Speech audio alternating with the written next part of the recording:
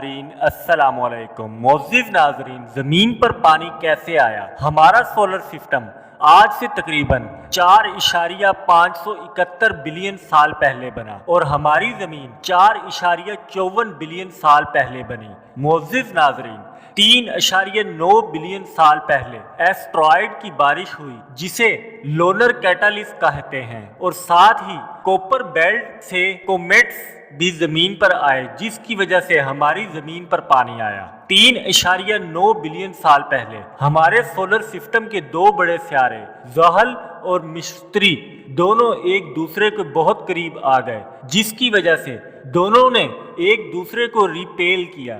اس کی وجہ سے پورا سولر سسٹم متاثر ہوا۔